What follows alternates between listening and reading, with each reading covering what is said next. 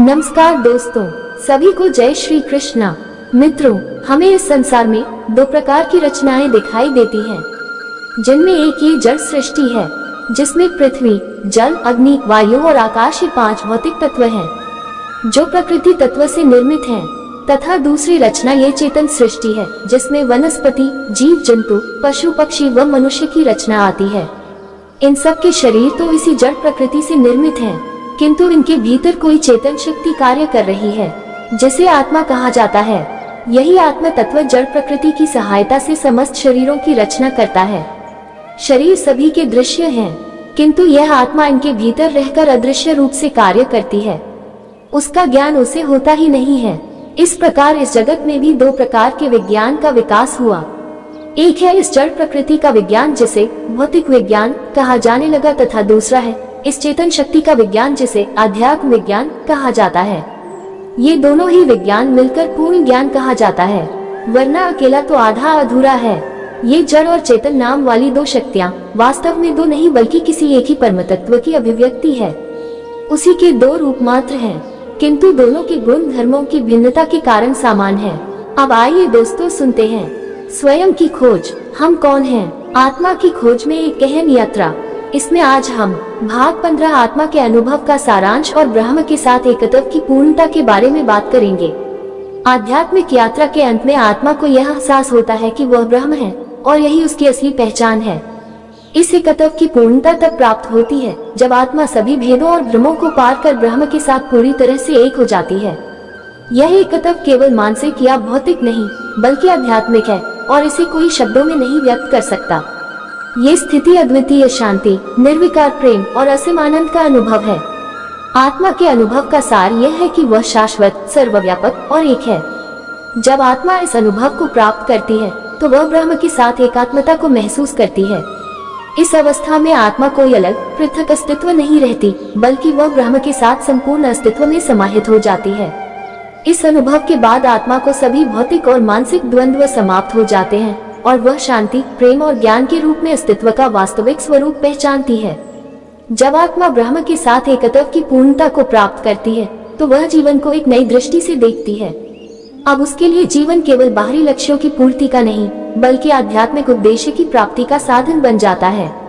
वह हर अनुभव में ब्रह्म की उपस्थिति को महसूस करती है और जीवन को एक आध्यात्मिक प्रयोग के रूप में जीती है।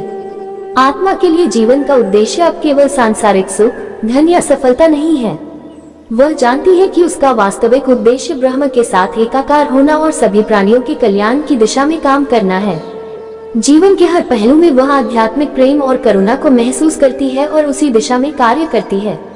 आध्यात्मिक अनुभव के बाद आत्मा का जीवन एक नई तरह की निरंतरता में प्रवृत्त होता है। वह अब अपने व्यक्तिगत अस्तित्व से मुक्त हो जाती है और सार्वभौमिक अस्तित्व में समाहित हो जाती है। इस स्थिति में आत्मा को हर अनुभव में ब्रह्म की उपस्थिति दिखाई देती है और उसका जीवन अब केवल सांसारिक कार्यों से अधिक आध्यात्मिक कार्यों का प्रतीक बन जाता है। आत्मा का हर कार्य अब दिव्य उद्देश्य के साथ जुड़ा होता है।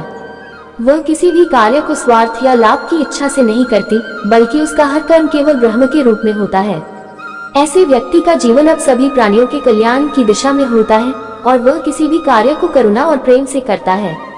ये स्थिति साधक को न केवल आत्मज्ञान की ओर अग्रसर करती है, बल्कि वह संसार में एक गहरी आध्यात्मिक जागृति का प्रसार भी करता है। आध्यात्मिक यात्रा का चरम बिंदु वह होता है जब आत्मा को ब्रह्म का साक्षात्कार होता है।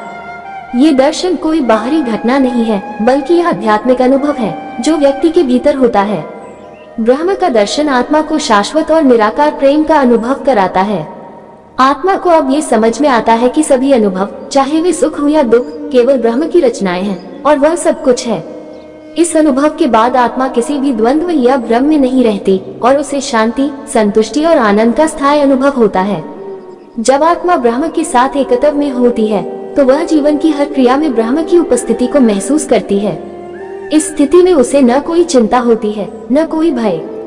जीवन का हर क्षण अब ब्रह्म के रूप में उसकी साक्षात उपस्थिति से परिपूर्ण होता है।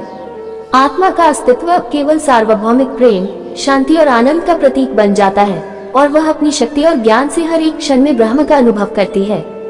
समाधि की अवस्था में आत्मा ब्रह्म के साथ पूरी तरह से एक हो जाती है। वह अब न कोई शरीर के बंधनों में बंधी रहती है, न ही किसी मानसिक विकारों से प्रभावित होती है। वह केवल ब्रह्म के निर्विकारी रूप में स्थित होती है।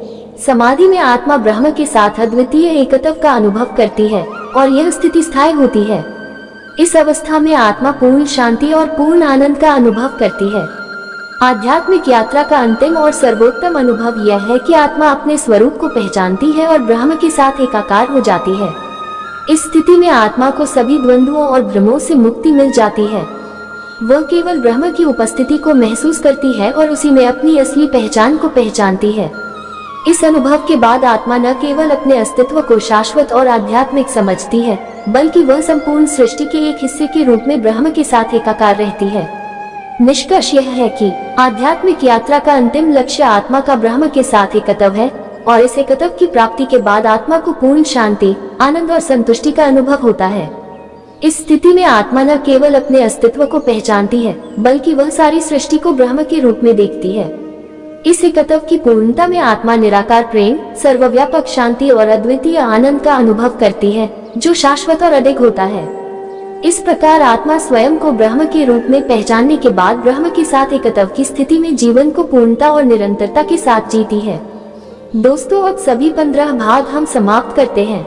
आध्यात्मिक यात्रा में आत्मा की सच्चाई को जानना और ब्रह्म के साथ एकत्व की प्राप्ति ही जीवन का वास्तविक उद्देश्य है। उम्मीद करते हैं दोस्तों, आपको यह विचार सुनने में अच्छे लगे होंगे। अगर विचार सुनने में अच्छे लगे हैं तो कृपया चैनल को सब्सक्राइब करें और बेल आइकॉन पर क्लिक करके सिलेक्ट ऑल पर क्लिक करें। इन्हीं शब्दों के साथ विदा लेते हैं। तब तक सभी को जय श्री कृष्णा।